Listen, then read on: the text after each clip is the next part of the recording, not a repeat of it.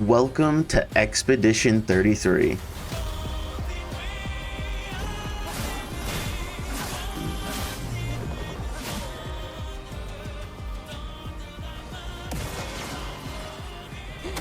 Oh, let's go, dude! Yes! An absolutely beautiful game, all about trying to save humanity and uncovering mysteries along the way. Before getting started, this video will of course have some big story spoilers. On top of that, these videos take quite some time to create, so if you happen to enjoy yourself, don't forget to leave a like, and if you haven't already, maybe subscribe too, as it is always extremely appreciated. And without further ado, let's get right into how I 100%ed Expedition 33. The game starts up with us meeting Gustav, the charismatic engineer who has done everything he can to help as many people as possible in his city of Lumiere, and also Mayel, a young girl who lost her parents early in life, so Gustav became her guardian to take care of her. With that, we chase down this absolute speed demon of a child. With her, we gotta go through a tutorial of the combat system. Everything revolves around the amount of AP you have. To gain more of it, you could do things like using a basic attack, and it becomes important when you want to use your skills, as each skill will cost a different amount of AP. Every fighter also has their own unique styles when playing. Gustav's revolves around his lightning charges. Every attack will produce one, and the more you have, the stronger his primary skill in overcharge will become. Although in combat, you won't be the only one attacking. Enemies can be brutal in this game, so learning things like dodging is important for winning fights. But we will never be doing that because this game also has a parry system, and parrying every attack in a turn will allow you to counter, which is also a good time to mention that we are of course playing on expert difficulty, giving enemies more health, damage, and most importantly making the window for a successful parry really small. With that, we continued on to meet with Sophie, an ex-lover, but just because these two are apart does not mean the love between them is lost. We then got to explore the city a little as her, discovering our first chroma, which is just gold in this game, walk past the countless people that are all here celebrating the gamage, and even got a chance to speak with all of them to hear their opinions about it, including this man hiding in a trash can. But the actual important stuff came when we got closer to the harbor. Tucked away in a corner is a big wooden mine which will instigate a fight when approached. Our damage was pretty bad because mines have a very defensive first phase, but getting through that would actually give us our first 2 achievements. That being to use a fully charged overcharge to break an enemy, and then also to break our first enemy. And what break is that over time during a fight, the enemies will build up a break meter when taking damage. And once it's at max, we can break them and stun them to skip their next turn. But with their shield down, we could also get our 3rd achievement for taking care of this specific mime. The killing the mime and the disc are things you can only things you can only do here. Oh my god, this is so bad. So what I was trying to say is, unlike every other area in the future, this is the one zone you cannot return to once you leave. And this is also the one place this mime will spawn. On top of that, when defeating it, he'll also drop our first music record. This is another thing that we have to grab from this location, and collecting all of them is another achievement. So missing this one would have been really bad. But claiming everything we could for ourselves, we went down to the harbor and watched such a sad opening to the game. I'm here. I know. I know.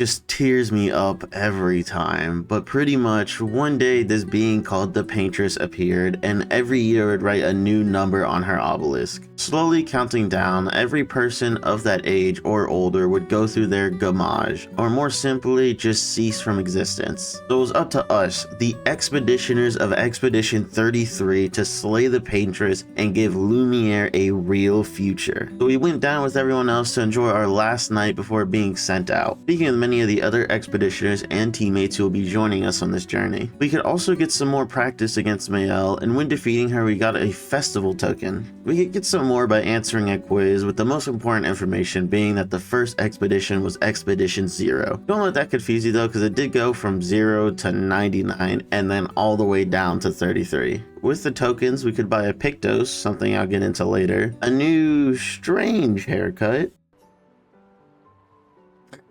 God, that looks like Mr. Beast. Like a little icon of the hair. Do you see it? This definitely looks like Mr. Beast.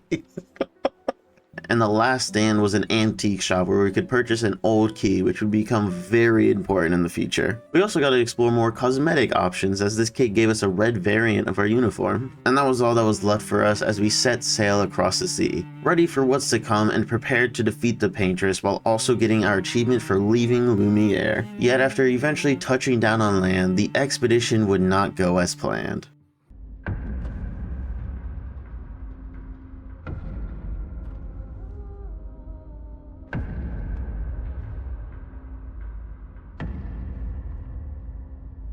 A man much older than should even be possible came out of the fog, and as questions began to come out, he attacked with unimaginable power. And with him using the creatures of this world to his advantage, we lasted all of 2 minutes before nearly everyone was wiped out. But from either fate or just dumb luck, Gustav survived the attack and eventually woke up alone in the spring meadows. We encountered our first enemy, who are also referred to as Nevrons. In this fight we learned about free aim, which is a way to range attack for some extra damage, and is another thing that eventually become really useful. Yet progressing forward, the only thing we'd find is bigger and bigger groups of dead expeditioners. And just when all hope seemed to be lost is when we came across another survivor, Lune. With that, she's also now in our party, so let's go over her fighting style. Lune is an elemental mage. Each one of her skills will produce something called a stain that will correlate to the move's element. There are then other moves that can consume specific stains to make them much stronger. At the end of this fight, we also unlocked our first Pictos, and by all the tutorial pop-ups, you can tell that there are a lot to these. The important part though is that every Pictos has 3 things. A passive ability that can be anything from giving your basic attacks some more damage to making your character have 1 HP. You got the stats, which will boost whichever stats are listed, and then the level, which determines how much you get from these stats. Another thing to add is that a Pictos can only be equipped by 1 person at a time, and 1 person can only have up to 3 at once. We also got our first new weapon after clearing out more enemies, which of course is important for the strength boost, but is also cool because they physically show up when you use them, which is very nice. We also had our first expedition flag, which unlocks a few more things like upgrading our stats. And we are going full glass cannon here. Every point will be going into strength, speed, and luck, and not a single one will be seen in health or defense unless needed. This does mean that 9 out of 10 times we will be getting one shot though. But we can also unlock new skills here with points we get with each level up. Afterwards, we gotta meet our next 2 Nevron types. Flying Nevrons, which are for sure my least favorite because your primary damage is going to be free aim shots because they have a really high chance of dodging anything else. They do at least have the downside of being a little weaker health wise. On the other side of that, we then have chromatic Nevrons, pretty much boss variants of enemies that will end up doing a lot more to you than the others. They also have the benefit of some pretty good XP, and most of the time will drop some good items. This is also a good time to explain combat items. You have 3 with healing, AP gain, and revives. You get a limited amount for each fight, but the revives are honestly the only important ones. Past all of that, we found our first white Nevron. By it, there is also a journal from a past expedition. This is another thing that has an achievement for collecting all of them, but it explains that the white Nevron was not hostile and were actually directed to help it out. So by finding something burnable like this resin, we could put it into its lamp and allow it to shine once more. And helping every white Nevron is another achievement we'll have to get. Now in the next zone, we had another sign of survivors, and while making our way through the enemies, we got a weapon for Lune. And this one is just so I can show y'all that from now on, weapons will have their own passive abilities you get when you level them up, on top of them having their own elements, which could be useful for a boss that has specific weaknesses. With that, it was time for our first boss in the Avec. More importantly here, we're also introduced to shields, which will prevent all incoming damage until removed. Those who come after.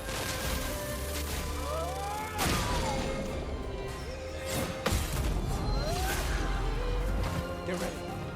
Careful. He's building up chroma.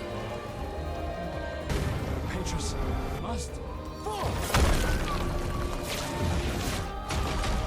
And just like that, the first boss is swiftly defeated, clearing the path to make it to the flares we saw before. At them was a note about where Mayel has been taken to. And ready to leave, we got our achievement for making it through the spring meadows, and we're now outside and on the continent. This area is a lot more like an open world, but you gotta be careful you don't end up in any caves you shouldn't be in, because we soon came face to face with this little pink sheep looking thing. And when our parry literally wasn't enough damage to do even a pixel in its health bar, it's not a great sign. Another thing this game has is a damage cap, so one singular attack can only do just under 10,000, and even that doesn't put much of a chunk. And the 5 minutes of parries and attacks gets us pretty much nowhere. So we took it in a little slower direction and were directed to camp. Right now all we got here is a flag, but it'll eventually get more expanded upon. We then took a small break from the game because I in fact stream all of these videos you see on my channel. A viewer used a point reducer to change the background colors of the layout from this to this. So being able to interact with the streams and more of the videos that I don't show on here sounds interesting, then do make sure to head over to Twitch at Mr_Gobby because I would love to see you there. Onwards through our journey, we are now in the Flying Waters, a beautiful aquatic environment filled with kelp, corals, and shipwrecks all around. In here we came across our first painted cage, little pods that will remain locked and protect what's inside unless we can find and destroy the 3 sources of power for keeping it up. In doing so, we got our next achievement for opening one up. There's also these little mine Nevron guys who I love because if you shoot the mine it does AoE damage and causes the fights to last like 5 seconds. But a little further in the waters we found the door that the note said we could find Mayel behind. Walking through it brought us to a massive manor that definitely was not visible from the outside, but that didn't matter much as Gustav and Mayel were both relieved and happy to see that they survived the beach and reunited. We also met the thing that was keeping Mayel safe. Named the Curator, he wanted to test us and make sure we could last outside. From him we learned jump attacks, new enemy attacks that we have to jump over instead of parry to get our counter attack in. We also got to learn Mayel's fighting style. Her whole thing revolves around her stances. Each skill will put her in a different stance. Offensive, which gives you a 50% damage boost but also making you 50% more vulnerable. Defensive, which gives you more AP and a 50% damage reduction. And the strongest one that requires a little bit of setup with Virtuous Stance. A 200% damage booster with no downsides that can cause some crazy damage. Succeeding in our strength test, we also got to meet Monoco. Stop that, you big hairy brush face. Monoco is a Gestral, but more importantly, he's our first merchant. Obviously, you can buy stuff, but if you want the real good things, you gotta win a trial by combat, which is probably one of my favorite mechanics. Another white Nevron was next, and to help him, we just needed to find a mine that he could hold to make him happy. Exploring some more, there's this absolute behemoth of a creature that we were very much told to avoid, so my first reaction was to instantly hunt one down. But they do have an attack where they just straight up eat a character. No deaths, no revives, they're just gone and you gotta do what you can with whoever's left. But of course we can't be stopped by anything at this point, putting us right outside of the next boss.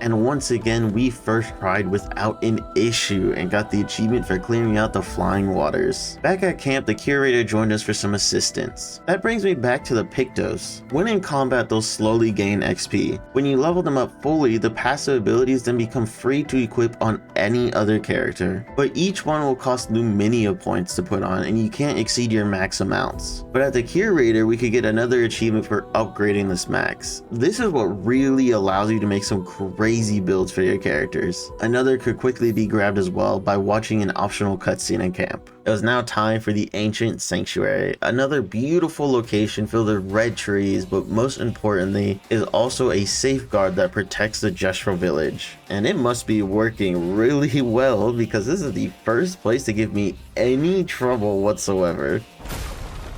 Ah! Oh, dude! Oh!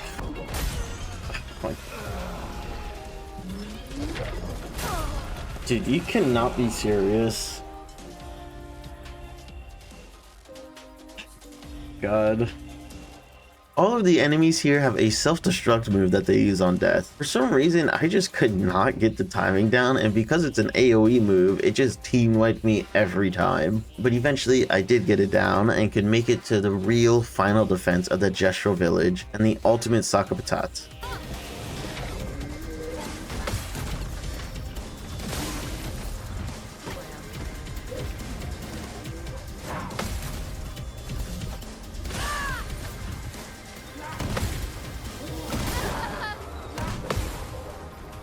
Careful, my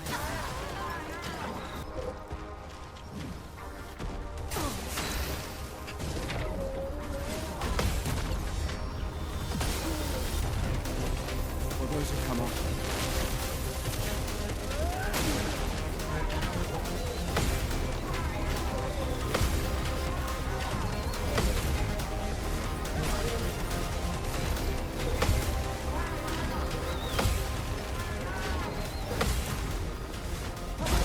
Oh, let's go! Oh my god! Ah. And with some of the sweatiest palms ever, Gustav could hold his ground in a one-on-one and take out the engineered beast that blocked our path. And by grabbing the achievement for completing the ancient sanctuary, we could gain access into the village. With so many Gestrals around, there were also quite a few merchants, so we could get some upgrades for Gustav and Mael before finding another manor door hidden behind a corner. Now this one wasn't all that to talk about, but there will be ones later that lead us to some pretty important items. So instead we went to speak with Golgra, the chef or leader of the Gestrals. We were informed by Noko that there's another sea we must cross to reach the Paintress. Golgra knew how we could cross, but before giving us the password, she wanted us to compete in a tournament. It's all one-on-one duels, and whoever wins actually gets a new weapon that I've heard is really good. So I went with Lune, as we did just upgrade the others, defeating Bertrand Big Hands, Dominique Giant Feet, and Matthew the Colossus. All the wins meant we were now eligible to have a fight with the Stranger, someone who single-handedly took down a Sakapatate, and who also happened to be another expedition survivor. But even after the reunion, the show must go on, and while Sciel might be fast, we were able to hold our own in the fight, and Lune could take the dub, even giving us a pretty cool looking victory animation. But sadly, we didn't even get a new weapon, and instead just got a few levels on one we already owned, which is so upsetting. But that did mean Sciel was now joining our party. But because I would literally never use her, there's no point in explaining her fighting style. So we grabbed the password from Golgra and made our way onwards while getting our achievement for exploring the Gestral village. On our way to the next zone, we've encountered our first lost Gestral. There are a few of these guys scattered all over the map, and finding them all is another thing we'll have to do. So inside, we shouted the password at the Gestral guarding the path, and we're now inside of Esquie's nest. Easily my favorite looking area, as this place is just stunning. But deeper into the cave is where we got to meet the main man.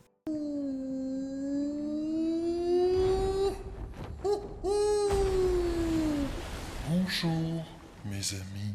Esquie is pretty much just an all-powerful being. With his assistance, we could cross the seas and do much more. But the only problem is he needs his special rocks to be able to do any of that stuff. So we go over to speak with his friend Francois to get the rock back from him. Although he did have quite the defense with the strongest ice attack ever, but we did at least parry it when it mattered and could get the rock back. The only problem is this isn't the real Flory because Francois never even had it. So Esquie agreed to help us if we agreed to help him find all of his rocks. And that gave us a little 2-in-1 for recruiting Esquie and also making it through his nest. With that, we unlocked the ability to use Esquie on the continent. Right now, his primary purpose are these rocks. They've been here for a while and completely block off other areas. But with Esquie, we can now smash through them and explore some more. And I thought this was a great time to actually explore a little bit more of the side areas. There's quite a few zones, just like the Twilight Quarry, where all you get out of it is a music record. But then you might also have other areas where you shouldn't be in, but just really want to test out your current strength.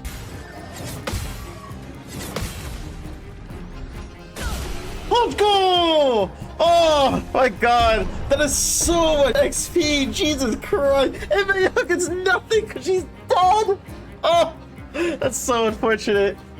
And after 9.5 minutes, 76 parries, very sweaty hands, and an increased heart rate, I would say we're standing pretty right now. We can test out some more of this strength on the Chromatic Brawler, a pretty big guy that has quite the combo of attacks. But even that was no match for us, as we got another achievement for defeating a boss without taking any damage. There's also the Gestral beaches that opened up to us. These places are all a bunch of different minigames that you have to get through, with the first one being a pretty simple parkour course. And at the end, we're even rewarded with a new swimsuit cosmetic. Wait, is this the guy that fucking fakes you out? Oh god. It is! Oh! Answered my question instantly. Now there's just one last area I want to talk about with the Yellow Harvest. The first fight of this area gives you a pretty good upgrade for Gustav. But this is probably the biggest troll sword ever, because not only are these guys immune to earth damage, they get healed by it. But it was at least pretty good for the final boss of the area. Look, if death approaches, I want you to run. No, promise me.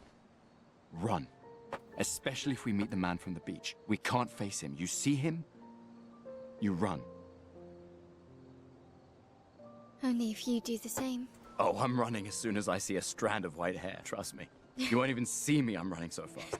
With all that side stuff done, we are now onto the Stone Wave Cliffs. There were a few things we could do here, like getting Mael into Virtuous Stance with some setup, using Marking Shot on Gustav to mark a Nevron, and can now get Mael's achievement for using Pierce while in Virtuous Stance against a marked Nevron. We also had another white Nevron to help. These guys are supposed to look like this, with these big crystal pillars coming out of them. So to help him get his color back, there are some crystals we could pick up inside of the mines, and also a different crystal Nevron we could defeat just to take his for our own. And that's all we needed to make this guy a little more colorful and happier. This is off topic, but this does bring up another thing that this game should 100% add, and that's weapon vanity slots. I'm just saying, there are some swords that are so cool looking, but stat wise are so bad compared to what you're using. So it would be pretty nice just to change up the look without changing the stats. But that was all the clues had in store for us, as our next boss was among us.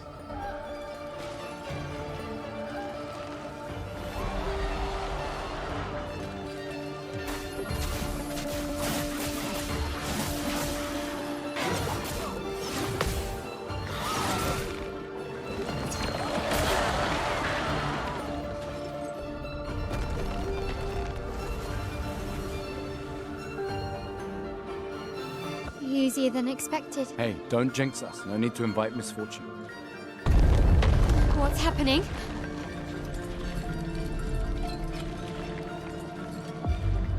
Misfortune.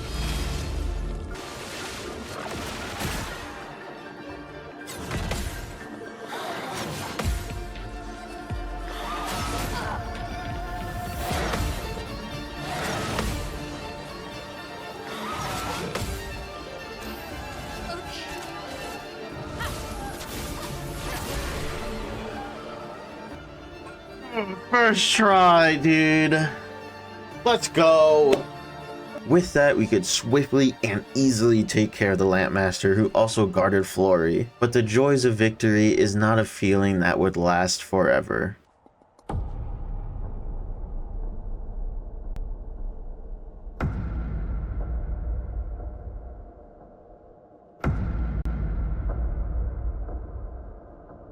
Ooh, what about that one?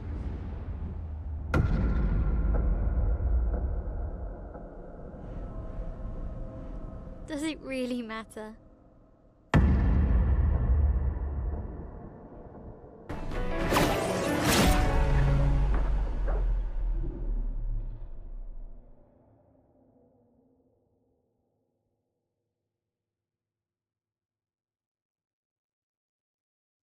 We were saved by a new stranger who would defend the rest of the party, and with Gustav now gone, we were lacking manpower that he filled in. This is Verso, a man shrouded in mystery, but one who also shared the same goal in defeating the Paintress. He reveals that he and the old man named Renoir are both from Expedition Zero, and for some reason they both just stopped aging. Now, while Renoir enjoys living forever, Verso does not, as he's watched many of his own die. With that, we're put into Act 2 and are also given the achievement for clearing the Stone Wave Cliffs.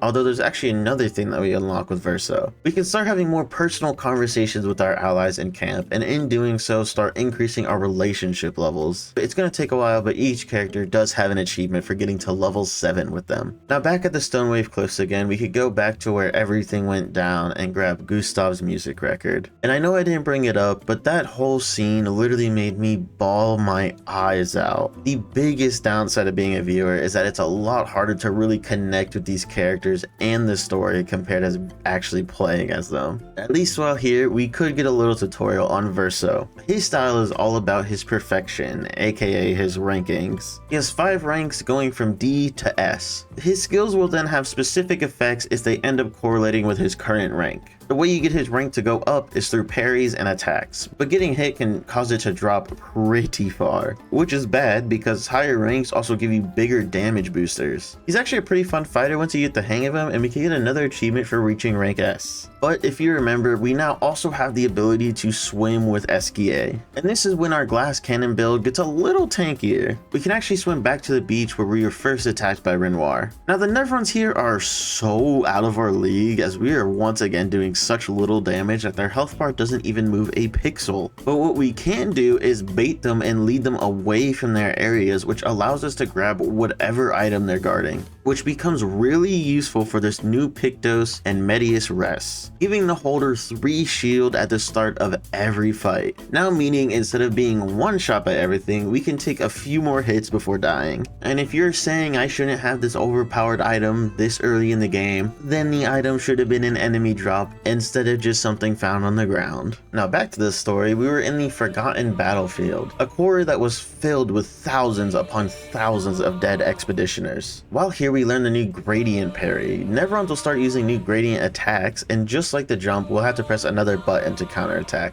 Outside of exploring the land though, we now had easily my favorite fight in the game.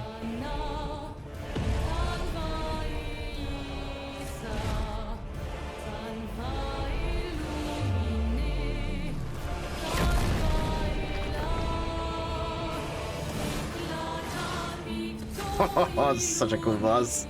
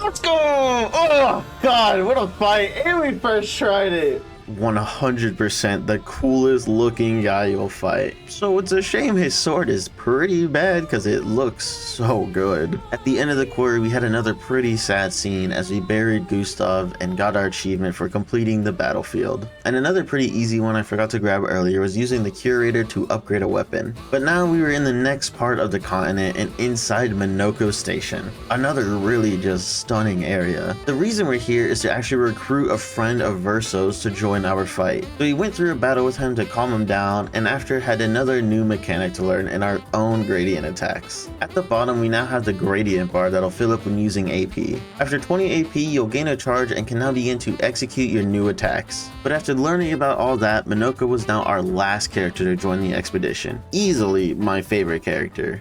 Out of the question. I will never join you again. There will be a lot of fighting though. Oh yeah, that's true. Yeah, it's true. There will be a lot of fighting. Exactly. Count me in then. Good. Good. Good. Good. Yes, good. And we could get another 2 for 1 by getting the achievement for unlocking all the characters and also for completing Monoco Station. Now let's talk about the last fighting style to join us. Monoco straight up turns into Nevrons to make his attacks. On the side, he has his bestial wheel that'll point to different masks. If the move and the mask match up, then your attacks will get extra benefits, mostly more damage. And by using a move, you'll also spin the wheel to a different mask. He is easily my favorite fighter of them all. On top of that, when you defeat a new Nevron type, Monoco will claim their foot, and that's how he learns different kinds of attacks. But a small break before continuing, we entered our first painting. These places all some more parkour to make our way through, and on the way you'll run into a boy. If you agree to help him, then he'll give you a beast fragment. At the very bottom, there's a statue of the Lampmaster that we can use the fragment on. There's a few pieces we'll have to collect, and some aren't accessible yet, so this will have to be something we come back to. So instead, we head to our next white Nevron. The little trumpet guy just wanted to make music instead of kill people. So to help him with that, all we had to do was parry all of the bad notes and then let the right notes hit us until he was happy with it. And now we're back to the story with old Lumiere. Before the Paintress appeared, this is where Lumiere used to be before our part of the city broke off. Clearly unable to survive the new world, old Lumiere has become another wasteland of a battleground. Due to a mistake, we actually had our party split apart, which is a little worrying because Sciel hasn't even been leveled up at all, but Monoco and Lune are more than enough to deal with everything. We actually found a really good weapon for Monoco here that gives his moves a 30% damage booster if using the correct mask, on top of the damage booster the attacks already get from their mask. So we were easily able to make it to the end, finding another one of Esquie's rocks while Lune found a journal that exposed some secrets Verso has been keeping. But before we could hear about it, we were now over to Verso and Mael to see how they were holding up. And after taking care of some more Nevrons, we were now down to only Mael. But while wandering around alone for a little while, we found a very out of place manor which belonged to Renoir. That's when everyone grouped back together and the secret of Renoir being Verso's father was revealed. Yet chit chat wasn't something Renoir is particularly in the mood for.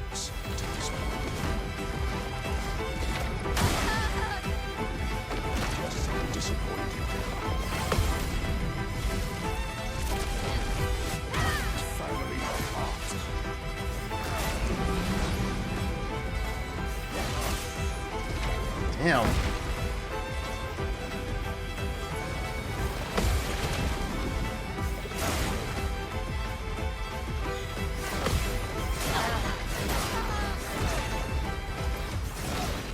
Oh my god, these attacks are so misleading.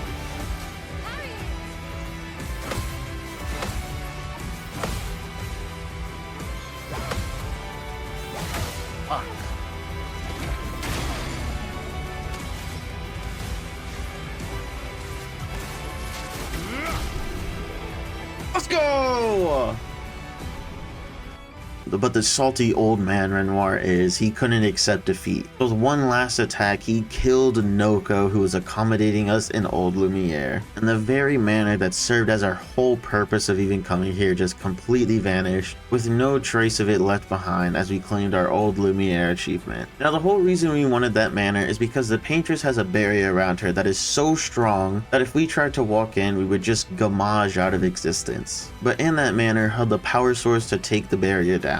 And with it gone, there's one other option suggested by the curator. There are creatures known as Axons, massive Nevrons that hold so much power that in all of Verso's time alive, and even as an immortal, he still cannot take them down. But because of all that power in them, we could make a weapon out of their hearts strong enough to pierce the barrier. But before that, there's a little more to do in old Lumiere. For one, we had a manor door that had both Renoir's music record and a journal for us to collect. And a little off to the side somewhere in this hiding spot is a locked door with another journal. How do we unlock this door? With the key we bought all the way back in Lumiere with our festival token. I told you that key would become important. Now I want to show you something on Lune. By using different moves and producing 4 different types of stains, we now had access to her best move, Elemental Genesis. A devastating AoE 8-hit combo that does really good damage, and we become what our Lune build is focused on. After completing this fight, we even had another achievement for getting our first character to level 33.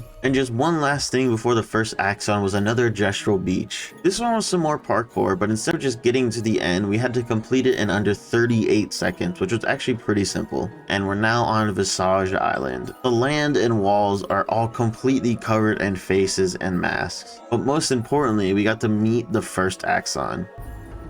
Oh, I'm harmless. You don't need those. Well, if you're harmless, then these weapons will stay harmless too. Touche. Now while we can just go straight in for a fight, there are actually a few side areas to start exploring. The Axon has some masks that'll assist him in our battle, so we went to take care of them first. Healing the Mask of Joy, which would heal the Axon, Sadness, which will exhaust us, meaning we cannot gain AP, and Anger, giving the Axon the Rage buff, meaning he gets to play twice each turn. With all of them taken care of, it was now time to give it our first attempt.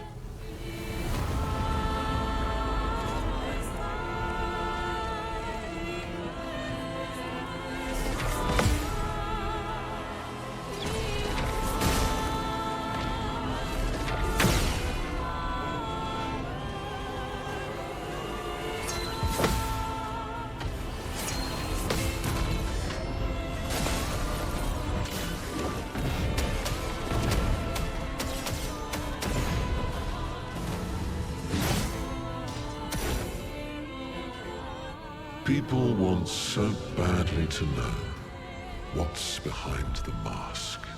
Front, back, recto, verso.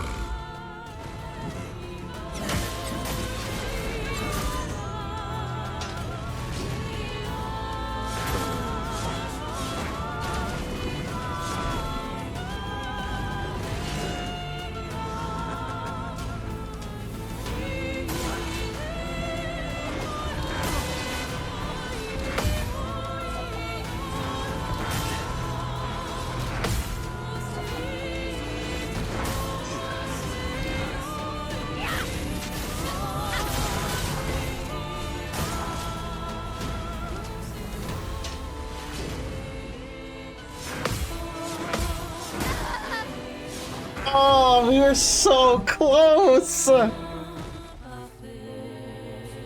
Damn it. Your turn to dance.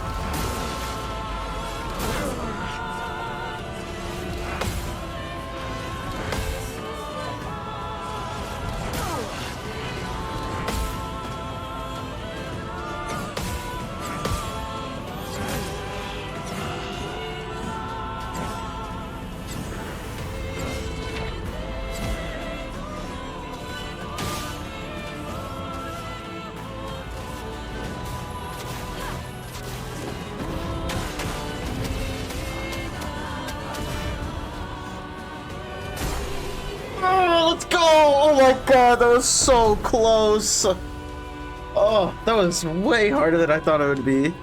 With a surprisingly tricky fight, we could take care of the Axon, not only claiming its heart, but also its achievement. Back at camp, we unlocked a cutscene where Verso plays the piano for Mael, and this is important because after this you get that music record. And this is actually one you can completely miss if you aren't always doing the cutscenes. And just before the second Axon, we had this dude to take care of who was perfect for our next achievement, because his attacks look like this.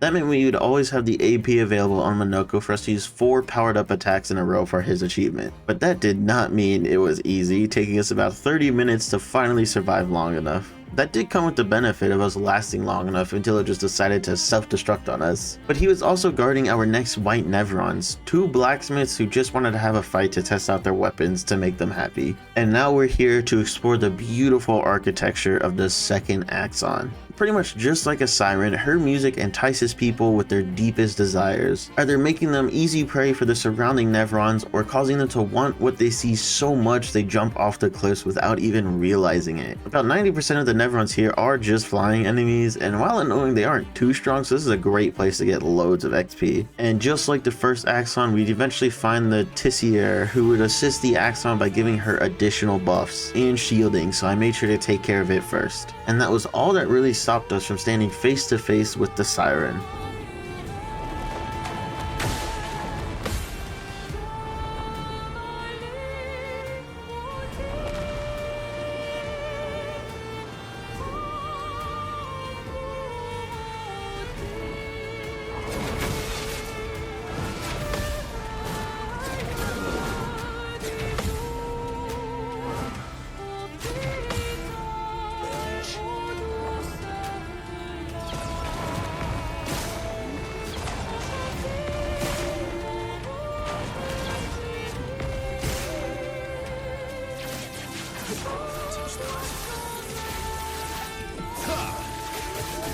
Oh, first try, dude, let's go!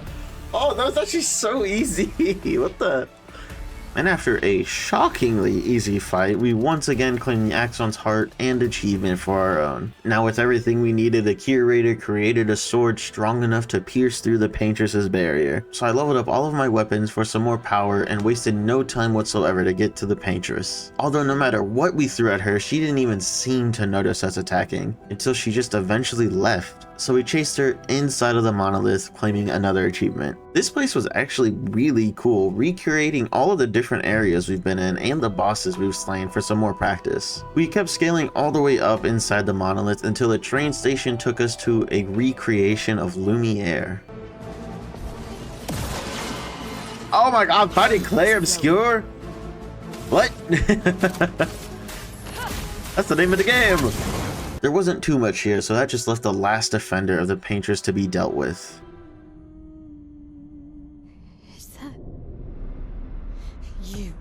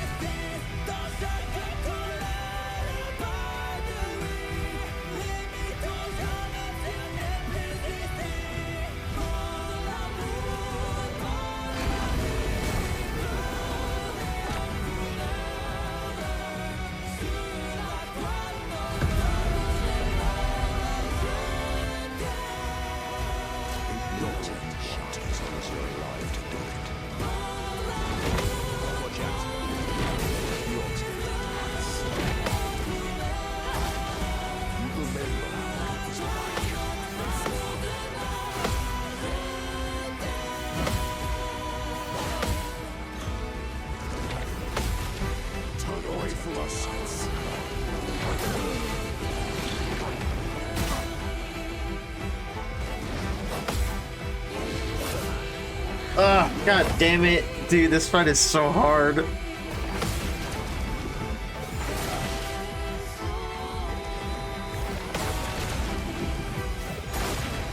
Oh my god. Damn it. Dude, the timing on that disappear is so awkward.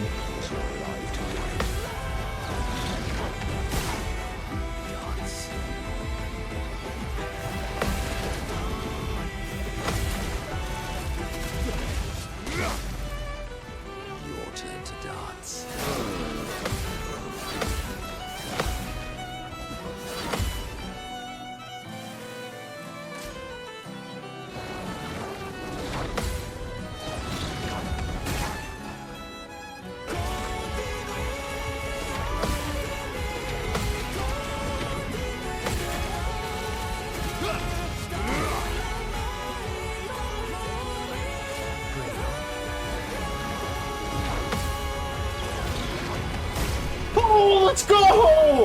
Oh, yes!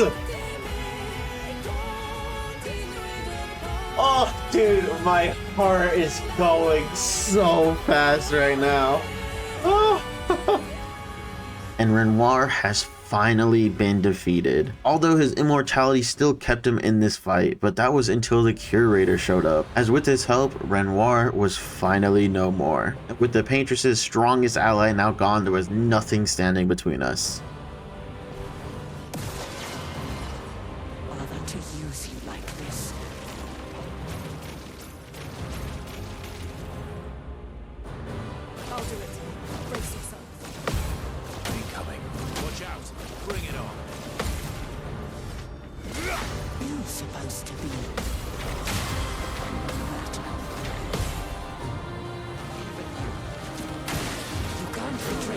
like this. Damn it! You can't betray Verso like this. Damn it, dude! You can't betray Verso like this. Oh! Oh, dude, that attack is just f***ing me so hard! You can't betray Verso like this.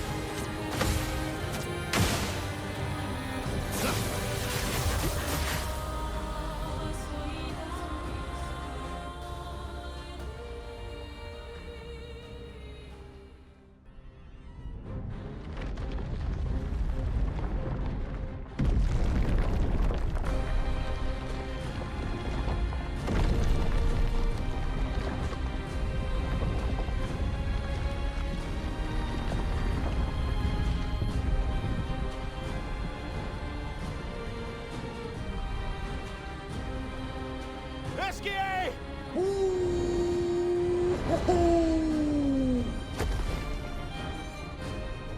Look what I found. Oh, sorry.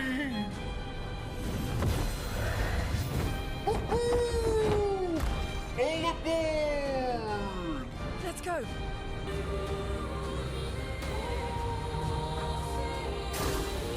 Your turn. Renoir can grieve however he likes, but I get to grieve my own way.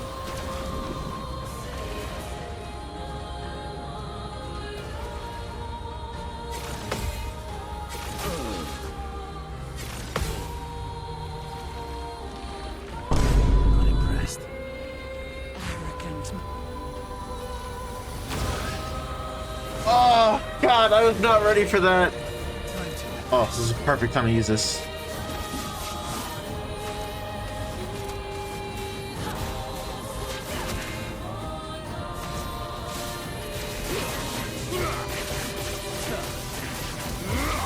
Oh, yes!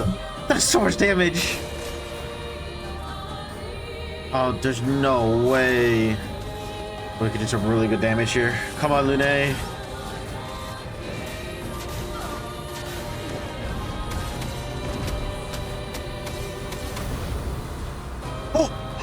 Oh, we did it! Oh! Oh, what is happening? Once our frames got back to normal, the Paintress was done. Exhausted of her power, she couldn't defend against us as we got our achievement for taking her down and giving Lumiere a real future once more. As returning back to the city, we were celebrated as heroes. Now we're going into some really big lore dump that happens after this, so if you care about that and have for some reason watched this far into the video, then feel free to skip till here to avoid all of it. So even after defeating the Paintress, one last blast came from the monolith as every last person begins to gomage, which is when we wake up in the real world as Alicia. And if you're wondering what I mean by the real world, the world we have been seeing so far is one created by people called painters. So with their unique abilities, they can enter their canvases and make whatever they want. The reason for this is because Verso, Alicia, Renoir, and the Painters are all a family in the real world. But after a terrible accident, Verso died and Alicia was permanently scarred and disabled for life. So with her son gone, their mom went into the last canvas that Verso created before his death to grieve in her own way. But because staying there so long is killing her and ripping their family even more apart, Renoir stepped in to pull her out. And with them both at a stalemate, this is when Alicia stepped into the canvas to help her father. But because her mother was stronger, she was instead placed into this world in her mom's image as she was reborn in the city of Lumiere as Maëlle. Now back in the canvas, Maëlle knows of her real life and power, and it's revealed to us that the curator is the real Renoir, and the one who we've been fighting against was a foul recreation from her mother. Now by defeating the Painters, we pushed her mom out of the canvas, giving Renoir the perfect time to destroy what is left before she can re-enter and make us go through the whole process again. But with Maëlle having everything she now wanted, like Verso, and a life she could actually live, she couldn't accept destroying the canvas and instead wanted to take control of it to create the perfect life. Yet unable to sway her father's opinions, it made Renoir our next threat as we have to push him out of the canvas so Maëlle can take control of it. And that's that. I apologize if it's a little confusing because it is a lot, and if I wanted to go into full detail, it'd be like a 10-minute speech. But for the people who did skip, we also got an achievement between all of that for heading back to Lumiere. Now it's time to get back to the gameplay and past all the lore. We unlocked 2 huge things after defeating the Paintress. One was gaining the ability to now fly with Esquie, making getting around and doing things so much easier that I decided to do everything I could do and could actually manage to do before heading back to Lumiere and completing the story. We also got a Pictos that finally removed our damage cap, allowing us to eventually make it to the millions of damage. Now on our journey to complete everything, I started with the Gestral minigames. What we had left was a very long parkour course all the way up to the top, a wall climbing game where these balls would fall from above. The hardest thing here is that you jump from peg to peg really slowly, so you need to have not only patience but also some good luck on how the balls fall to be able to make it to the top. And last up is Gestral Volleyball, an absolute house spawn of a game. But once you know the strat, it's pretty easy to defeat all of the difficulties and get the achievement for completing all Gestral minigames. To continue with Gestrals, I also went around the map to get another achievement for finding all 9 lost Gestral children. With Fly, we can now enter those other paintings from before and collect the other beast fragments we needed. And by using them on the Lampmaster statue, we unlocked a secret fight with a super buffed up phase 2 Lampmaster. And we are like way under leveled for this. So instead, I hunted down Sprong, a super tanky mechanical beast that also had some huge attacks, making this guy a really strong wall. But after a few minutes, we got through its 4 million HP and got the Cheater Pictos, which allows you to play twice in a row. Perfect for Verso because this move we use on the Paintress is really strong. The reason for that is because you charge it turn 1 and activate it on turn 2. But if you get hit between that, it cancels the attack. So always getting to go twice will completely negate any risk of the move. Now to keep up with the big beasts, we went for the Serpent in the Sky, an even tankier behemoth than Sprong. But he has a whole gimmick where he will absorb your AP, and after absorbing enough, it'll explode and take a huge amount of damage. So we boosted ourselves with as many AP charge as we could and had to make sure to parry any attack that came out. The only downside is if you can't make it explode, then there's a chance it'll gain a lot of shield and then tank the explosion or just use some really annoying attacks. But with a few attempts, we got through its 10 million HP and got our next achievement for defeating it. After that, we helped some more Nevrons by giving this guy 90,000 chroma and by feeding this mini Bergen some Bergen skin so it could grow up big just like all the others. And after loads of conversations, we started getting everyone to relationship level 6, which is good as this will give you their music records. Esquie even gives you another achievement as level 6 also meant helping him find all of his special rocks. But getting everyone else to level 6 required a little extra. For Lune, we had to find the Nevron that took out her parents' expedition and could find their journal for some closure. To help Monoco, we had to go back to the Sacred River as Gestrals are creatures that can be reborn here. But there was one roadblock. Golgra, I demand a trial by combat. Do I have to participate? Please help me. So we helped him defeat Golgra and could now bring back Noko so that he could readjust back to his normal life. And Mayel was last, easily the worst one. After making our way through a tower of Nevrons, we made it to the top where a recreation of Alicia sat. Mayel of course wanted some closure, and the way to get that was through a duel. And just for show, here is our first attempt.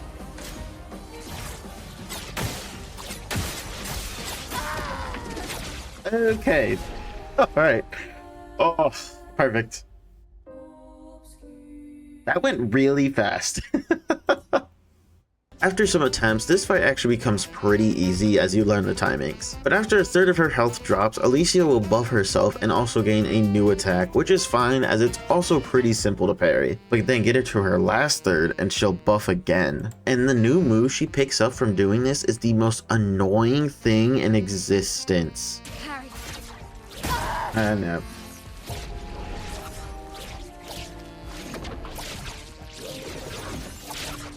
Ugh. Okay.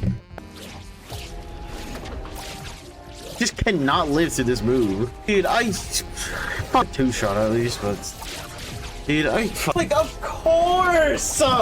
So I changed it up a little and I completely maxed out Mayo's defense stat. And we still got one shot anyways once the move came out. So I changed up her Pictos to give her the most amount of health and defense I could. And I was finally at a point where I could start tanking even some of the strongest attacks in the game. But here's the two problems with this fight. The first one is that I can so easily make it through her first and second phase without taking a single hit of damage. Meaning I'm not getting the time I need to really learn how to avoid this stupid move that is always being spammed.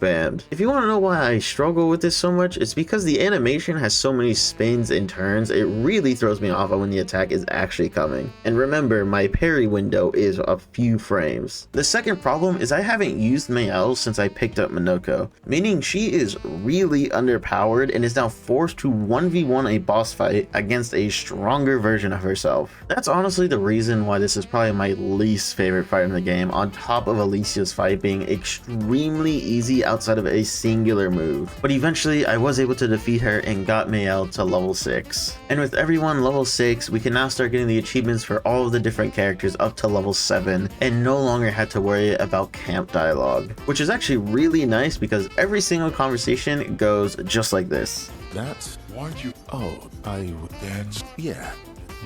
He'd had... And... What do you mean?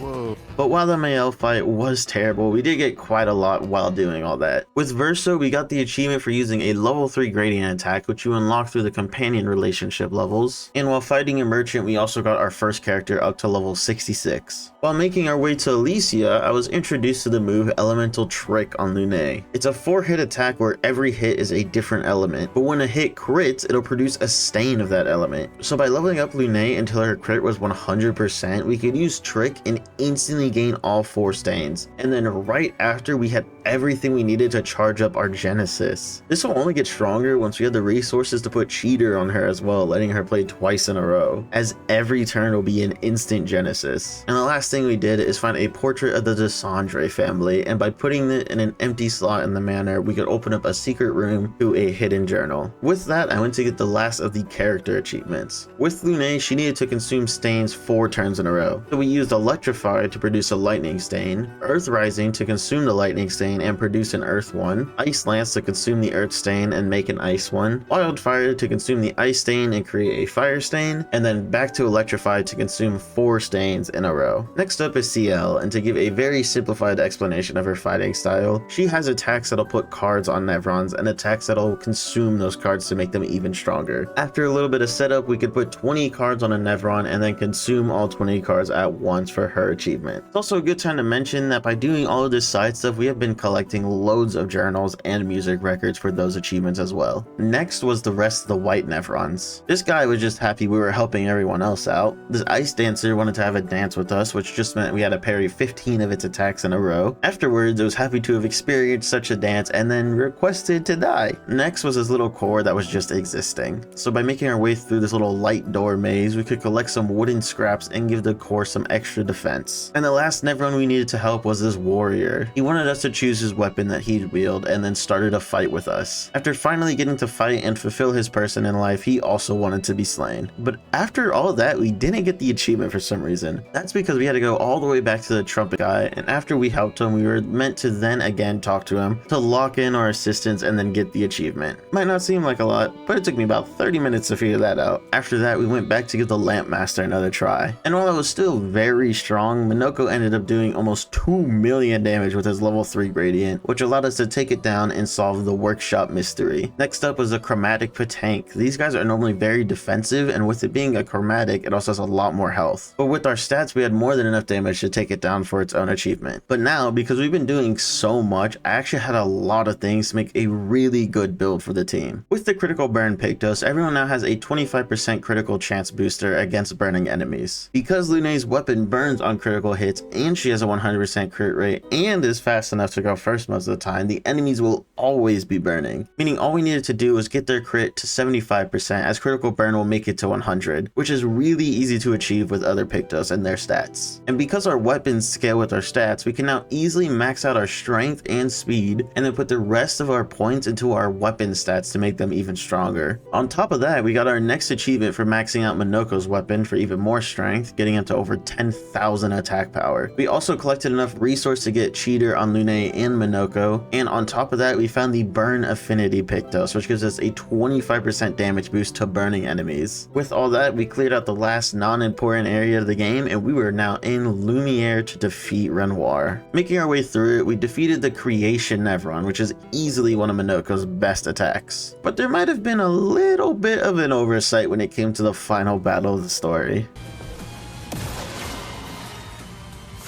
Let's do this. Oh, we are so over leveled.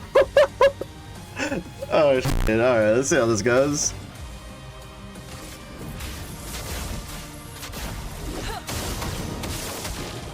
Let us stay there.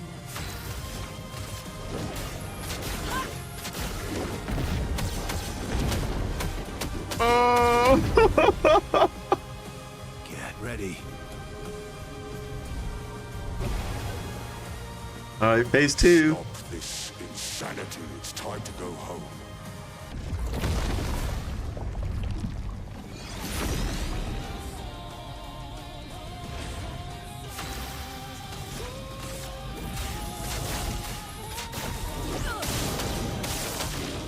A storm is coming. Meet your reckoning. Oh my god.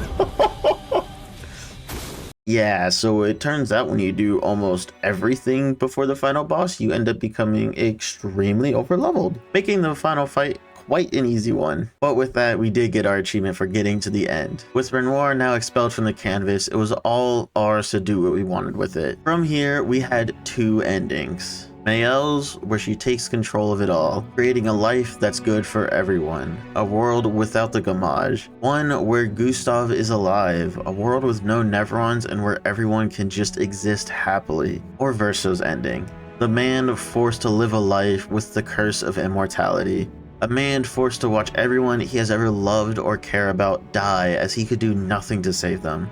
A man forced to live a life that is barely even his. A ghost with the soul of a boy that a family mourns. A man who just wants to rest, but his want to no longer be tired comes at the cost of destroying the canvas and in turn destroying this world. And you're insane if you think I'm not gonna go with Verso's ending. But this is another thing that's really hard to experience as a viewer compared to the player. This ending is such a sad story, another one that brings me to tears as it plays out. If you haven't played this game and you're thinking if you should, then I highly recommend it just to experience how good of an ending this is.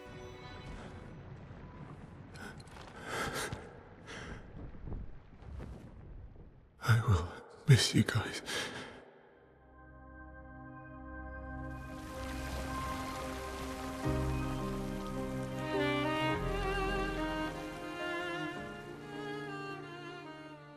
Even with the story completed, we still had a little more that we needed to get done. There's a few areas of the game that we had to be a lot stronger for. First up was the fight with Clea, and to unlock her door we had to fight through a few trials, which included phase 1 of the Lampmaster, Goblu, a pretty cool triple Avec fight, and then phase 2 of the Dualliste, which is one of my favorites, so I'm not complaining. On top of that, he was the last Nevron Monoco needed to kill for the achievement of unlocking all of Monoco's abilities. With that, it was time for us to take on Clea and free her from the Paintress's grasp. Careful, Verso.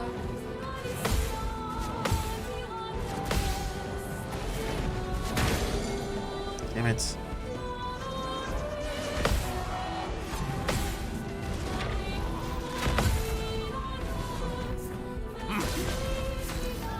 It likes you. Oh, you are joking. Oh my god.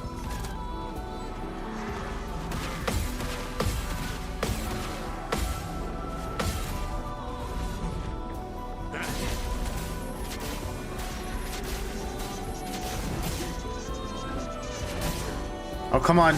Yes! Oh, let's go, dude! First try! Oh, yes!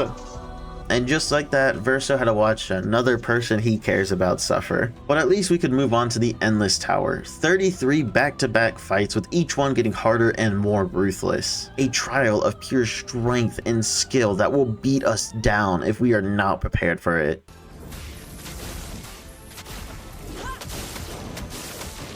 A storm is coming.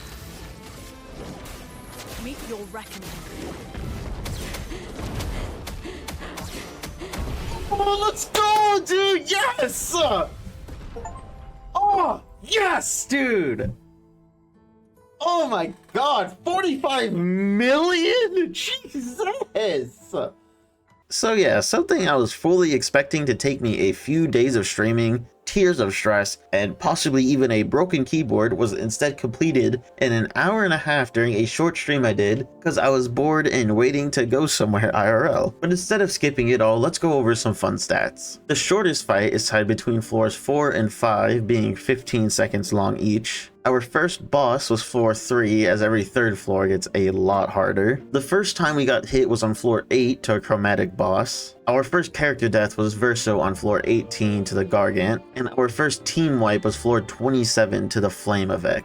The scariest looking fight was floor 31, as it has a Neveron I can't parry very well, phase 2 of the Dualliste, and the first Axon. It was also our longest singular fight, taking 5 minutes and 12 seconds to complete. And of course the fight that took the most attempts was floor 33 with Painted Love, a combination of the Paintress and the Curator with a combined 45 million HP. It took 4 deaths on us, and on our 5th attempt we were able to get through it all, not only getting the achievement for completing the tower, but also for collecting all of the music records. With that, we're restarting the game. Kinda. When you complete the story, you unlock New Game Plus, keeping all of your levels, items, etc. What we needed to do was get to level 99, and replaying the game seemed a lot nicer than farming one random enemy over and over again. So starting at level 3, it took us 45 minutes to reach level 94 at the Ultimate Sacapatate, an hour 40 minutes for 95 at the start of a side area around Monoco Station, 2 hours for level 96 at the end of that side area, 97 after 2 hours 27 minutes at the beach we first landed on. 2 hours and 46 minutes in, we were 98 after the first Axon, and after 3 hours and 20 minutes we were level 99 clearing out the monolith. But there is actually one last thing we did before we went to New Game Plus. There is a whole area under the ocean to explore. In here we found our actual last music record, so I don't even know how I got the achievement earlier. But the real threat here was Simon, the only other member of Expedition Zero that was still alive. The only thing we have yet to kill, the strongest being around. Oh, I completely forgot about that. Oh god.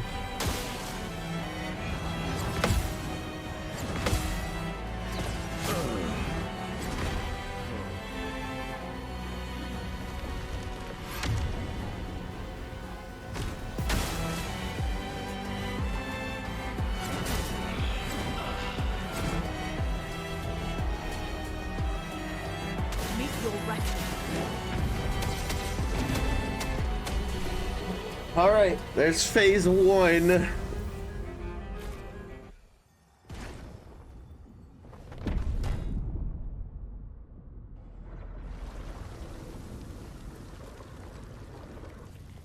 My love, these foes are beneath you. You, who have fought heaven and earth and subdued giants. His health. Coming.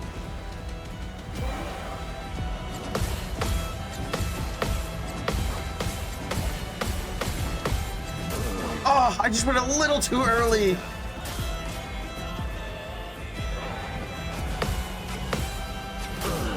Oh god. Dude, oh, this move is going to screw me so many times. All right, let's go. That's a no-hit phase 1 on our 3rd attempt. Damn it. Dude, his attacks are so cool.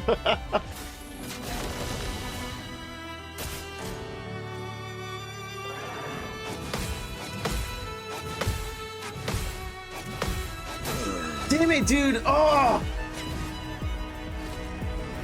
Dude, that attack is gonna get me every time. It's so hard. So here's the thing. Simon isn't just a 1 or 2 phase boss. He's in fact a 3 phase boss when you get him down to a low enough HP. And this is what phase 3 looks like. Not impressed.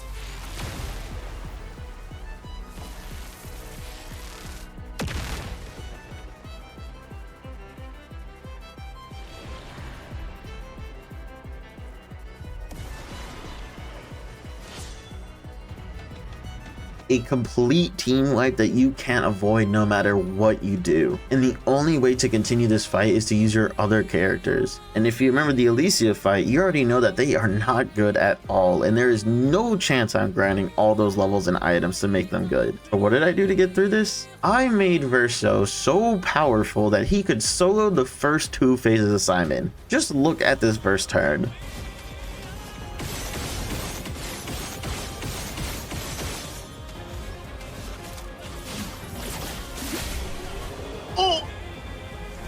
The way it works is Verso has a move called Follow Up that gets stronger with every free aim shot up to 10. So giving Verso a free aim build meant he had more than enough damage for phase 1 and phase 2. And Monoco and Lumiere could do phase 3. But just because I can do it doesn't mean it's easy. Damn it! Oh, we don't really do all of that. Ah, damn it, dude.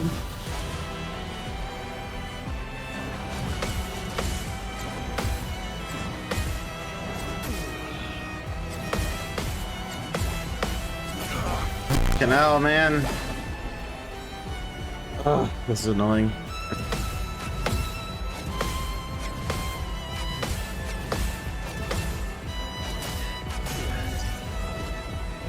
Dude, I fucking hate this attack. Come on, give me the 2 I need. That's so unfortunate. Alright.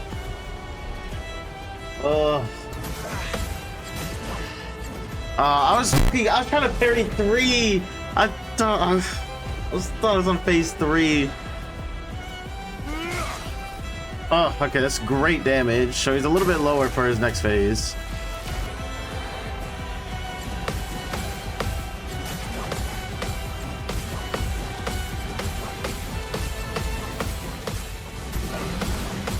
Dude, 18 attacks, Jesus Christ.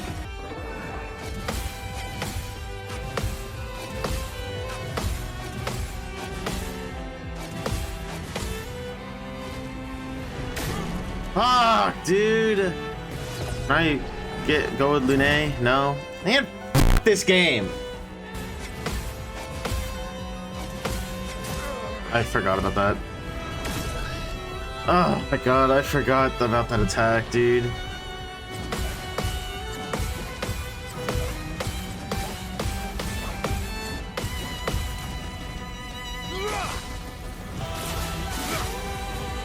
That's not as much damage as I was hoping for.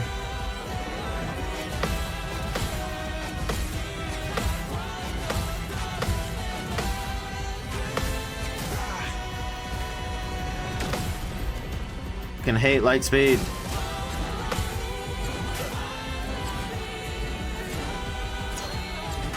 Oh my god.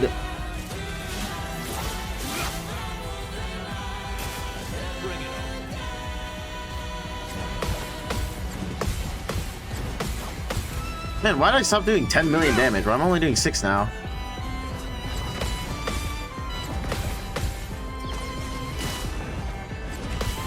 High roll, high roll, high roll. That's okay. He's so low, dude. Please, I need a good lineup here. No CL. Do not put CL in here. I'll take Mayo. Mayo's okay. Oh my god. Oh, I would love for this to just kill him. I don't think we have the damage though. Like one more turn.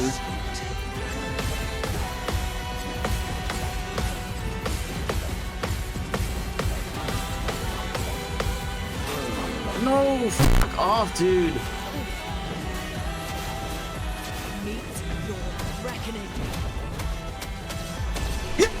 Oh, yeah, I hate you, Simon. Yes. Oh my god.